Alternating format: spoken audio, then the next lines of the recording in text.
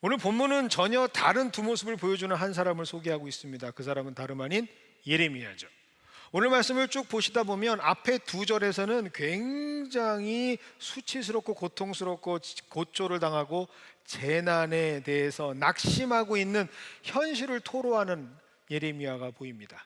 그런데 중요한 것은 22절과 23절로 바뀌면서 같은 사람이라고 믿어지지 않을 정도로 소망을 찬양하는 대반전이 일어납니다.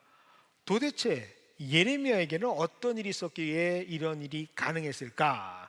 오늘 여기에는 먼저 초점을 잡아보겠습니다. 21절 보겠습니다. 21절에 이것을 내가 내 마음에 담아 두었더니 라고 기록이 되어 있습니다. 자, 그런데 오늘 이 말씀 우리가 보고 있는 개역 개정본에는 이렇게 기록이 되어 있는데 원서를 보면 약간 다른 느낌입니다. 원서를 한번 보겠습니다. 화면을 보시면 지렁이 같이 쭉 지나가죠? 그런데 원서를 보니까 내가 담아 두었다라고 하는 뜻이 원래 슈브라고 하는 동사인데 이 슈브라는 동사가 사역형으로 히필 동사가 되면서 갑자기 달라져요. 뜻이 어떻게 달라지느냐? 내가 그것을 다시 돌이켜 생각해 보니라고 바뀝니다.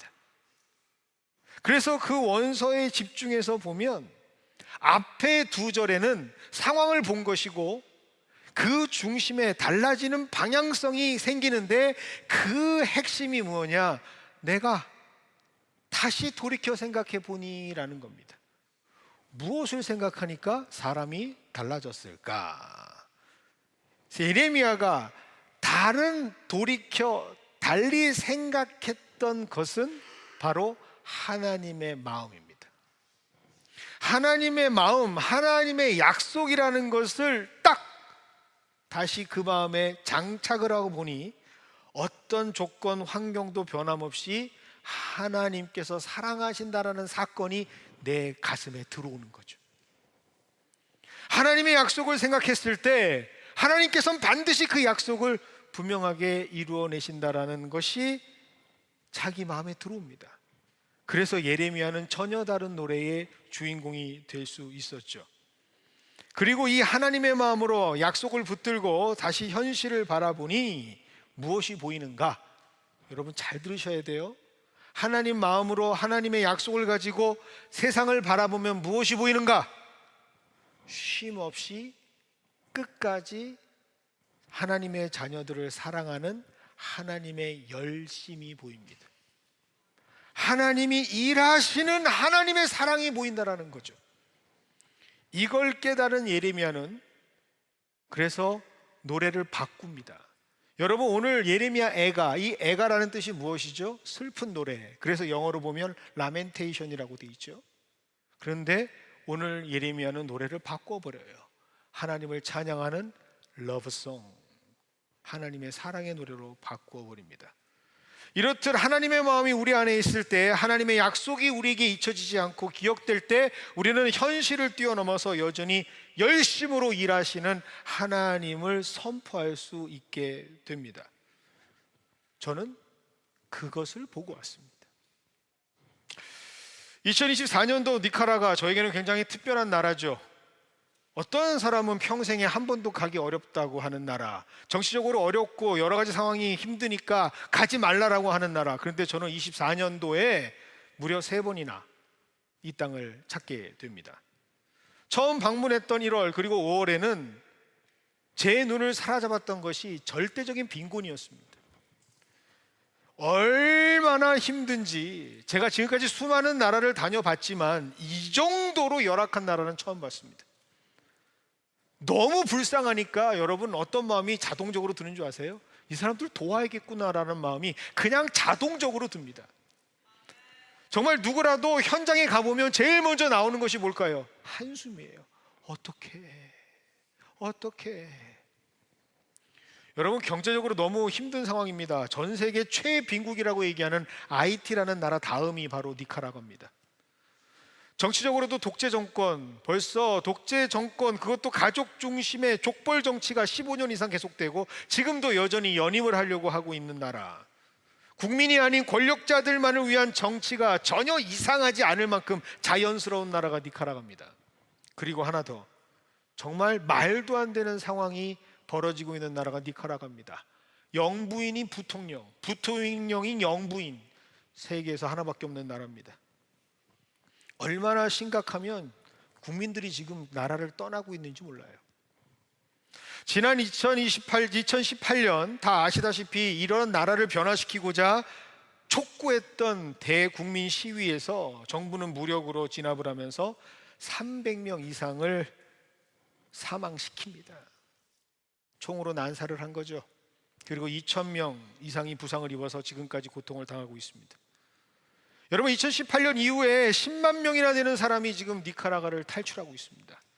여러분, 니카라과의 크기는 남한보다 큽니다. 1.5배가 되는데 인구는 600만밖에 되지 않아요. 여러분, 600만이라고 하면 한국으로 따지면 부울경, 부산, 울산, 경남을 포함하는 720만보다 작은 숫자입니다. 그런데 거기에서 10만 명입니다. 퍼센테이지로 따지면 1.6%가 지금 계속해서 나라를 등지고 떠나고 있습니다.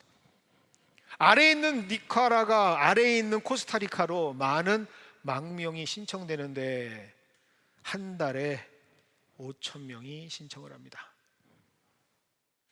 가면 피부로 느낄 수밖에 없어요. 너무 비참하니까. 어떻게 이런 나라에서 사람들이 살지. 아까 우리 김성현 집사님 말씀하셨잖아요. 물을 45분밖에 못 써요. 너무 불쌍합니다. 그래서 자동적으로 도와줘야겠다는 마음이 들어요. 그런데 1월과 5월 제가 방문했을 때 불쌍하다는 생각은 들었는데 소망이라는 것은 한 번도 생각해 본 적이 없습니다. 그런데 이번 단기 선교를 가서 그 땅에 소망이 있구나라는 것을 발견하고 왔습니다. 왜요? 무엇을 받기에? 그 땅에서 함께 아파하고 함께 힘들어하며 함께 울고 있는 하나님을 받기 때문입니다. 여전히 하나님께서는 그들을 위해서 일하고 계시고 그들을 사랑하고 계셨습니다. 그래서 선교는 하나님께서 역사하시는 것을 직접 보고 경험할 수 있는 최고의 기쁨이라고 말합니다. 과연 어떤 모습을 보았기에 그렇게 얘기할 수 있었는가? 여러분 궁금하시죠? 바로 언제나 기쁨으로 가득 차 있는 아이들을 보았기 때문입니다. 여러분, 그 자리를 가시면 특징 중에 하나가 뭔지 아십니까? 선교 지역의 아이들은요, 제가 환영을 하지 않아도 먼저 환영을 합니다.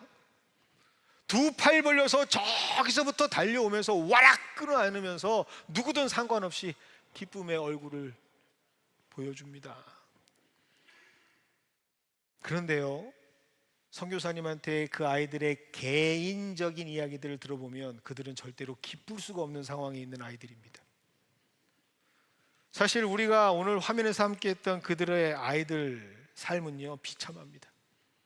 한 아이를 소개시켜 주는데 이 아이는 정말 내가 아들처럼 키우는 아이예요 라고 계속해서 쓰다듬어 주시는데 왜 그런가 봤더니 아빠가 만화과에서 공장에서 일하다가 공장 기계에 딸려 들어가서 사망을 했습니다.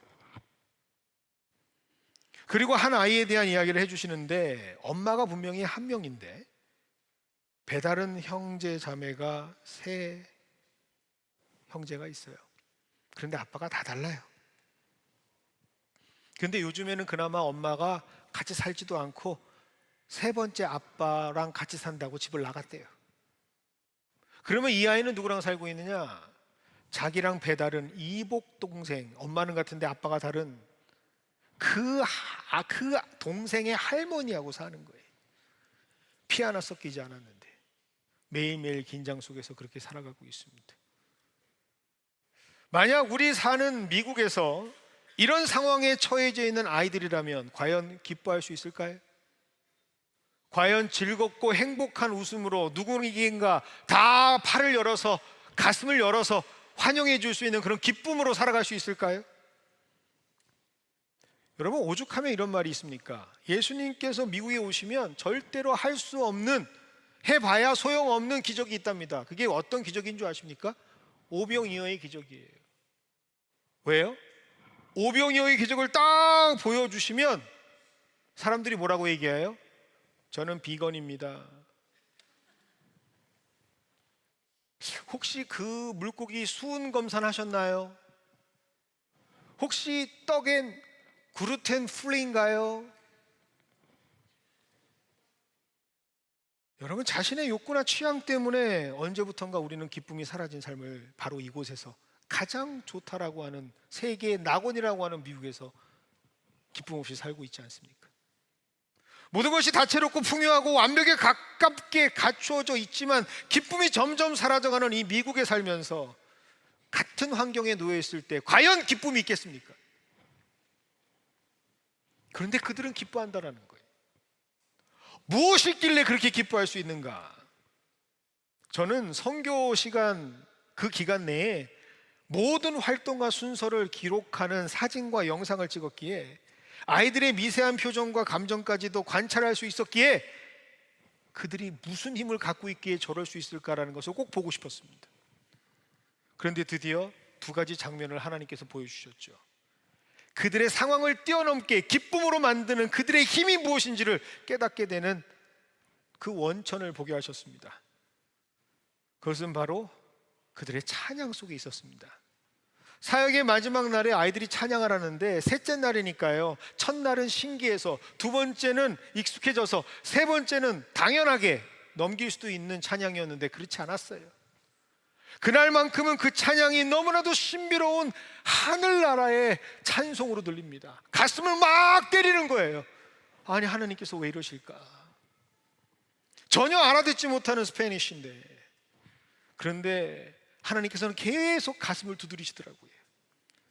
그래서 무슨 찬양일까? 물끄러미 앞에 화면을 보는데 그날따라 앞에 화면을 조정하는 방송실 선생님이 오류로 작동을 잘못하셔서 자막이 스페니쉬가 아니라 영어가 쫙 나오는 거예요. 그래서 그 찬양이 무슨 뜻인지를 보게 되었습니다. 그런데 그 찬양이 가사 내용이 이렇습니다. 우리의 마음은 구세주를 알기 전까지는 만족할 줄을 모릅니다. 그러나 주께서 있는 모습 그대로 우리를 사랑하셨기에 우리는 두려움 없이 주께로 나아갈 수 있습니다. 그는 우리의 마실 물이며 다시는 목마르지 않을 물입니다. 그래서 나는 예수 그리스도만으로 만족합니다. 그분의 사랑 안에서 우리는 그분 안에 쉼이 있음을 믿습니다. 와, 아이들이 그렇게 찬양하고 있어요. 참혹한 인생의 주인공인 아이들이 전심으로 힘을 다해서 하나님을 향해 찬양하고 있습니다. 좀 더 좋은 환경 달라고 찬양하지 않습니다. 좀 더 좋은 미래 갈망하면서 찬양하지 않아요. 복 달라는 찬양 가사 하나 없습니다. 난 예수 그리스도 한 분만으로 만족한다. 입을 열어 전심을 다해 찬양하는 그들의 모습을 통해서 오직 예수만 있다면 그 삶에 기쁨이 채워진다라는 것을 목격하게 되었습니다. 이 아이들, 하나님께서는 그 아이들에게 복음을 주시고 있었어요. 작은 교회이지만 현지에 우리 팀들과 함께 주일날 방문해서 예배를 드렸습니다. 그런데 첫 시작부터 강렬한 이미지 하나가 저희를 찾아와요. 준비된 사진이 있을 것 같은데, 사모님 한 분이 이 강단에 예배가 시작되기 전부터 무릎을 꿇고 기도를 합니다. 알고 봤더니 그분이 찬양 사역자예요. 제단에 무릎으로 기도하면서 하나님께 먼저 드려지는 모습이 보여집니다. 그 다음으로 나오는 남편 목사님이 설교를 하시는데 얼마나 열정적으로 하는지 제가 카메라를 꺼내서 찍지를 못해요. 방해할까 봐. 그런데 그 목사님의 설교가 갈라디아서 2장 20절의 말씀이었습니다. 그런데 놀라운 것은 그 갈라디아서 2장 20절 말씀이 선포하는 내내 모든 단어, 모든 센텐스 바이 센텐스가 다 복음이에요. 진짜의 적은 누구냐? 바로 나다. 우리 삶을 가장 비참하게 만드는 것은 죄로 가득한 여전히 죽지 않는 우리의 자아다. 마치 트로이의 목마처럼 우리를 망가뜨리는 원흉은 목마 속에서 끼집어 나오는 우리 죄성이 가득한 자아다. 우리가 함께 지내는 시어머니도 아니고 남편도 아니고 우리를 정부도 아니고 우리의 불안 환경도 아니고 바로 하나님 앞에 온전하지 못한 우리 자신이다. 우리 삶의 유일한 해결책은 오직 예수님께서 우리의 주인 되어 주실 때, 나는 죽고 예수로 다시 살 때 우리는 기뻐할 수 있다. 그렇게 그 나라에서 설교를 하는데 열광적으로 교인들이 아멘 아멘 아멘 하면서 화답합니다. 그 순간 저는 깨닫게 되었죠. 그 땅에서 하나님께서 일하고 계시는구나. 오히려 이 미국 땅보다 더 깊은 영성으로 그들의 삶 가운데 하나님께서 함께하고 계시는구나. 그리고 이내 하나님께서 주시는 음성을 가슴속에서 듣고 제가 그곳에 와야 하는 이유를 깨닫게 되었습니다. 먹고 마실 물이 없고 씻고 살아가야 할 물은 이곳에 턱없이 부족하지만 영적 갈증을 해결하는 영원한 생명수의 샘물이 터져 나오는 복음이 바로 여기에 있다. 그리고 그 복음이 바로 생명을 살리는 것이다. 하나님께서 저에게 그 귀한 말씀을 전해주셨습니다.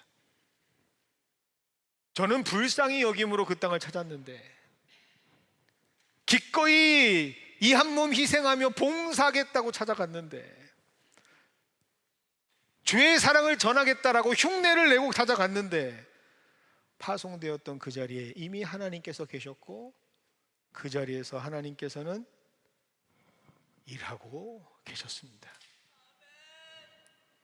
그래서 선교지를 가면 우리가 주는 것보다 받는 것이 더 많은 은혜의 땅이라 말합니다. 여러분, 오늘 선교 보고를 통해서 하나님께서 혹시라도 마음 주시는 분이 있다면 내년 선교에 꼭 동참하시기를 바랍니다.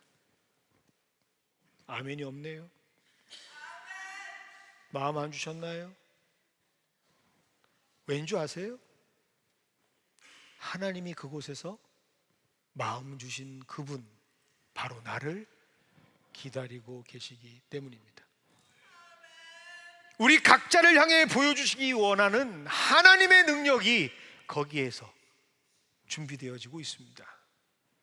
이미 열심으로 최선을 다해 일하시는, 쉬지 않고 일하시는, 무궁하신 역사로 일하시는 하나님께서 기다리고 계십니다. 그래서 이 시간 2024년도의 선교 보고를 이 고백으로 마칩니다.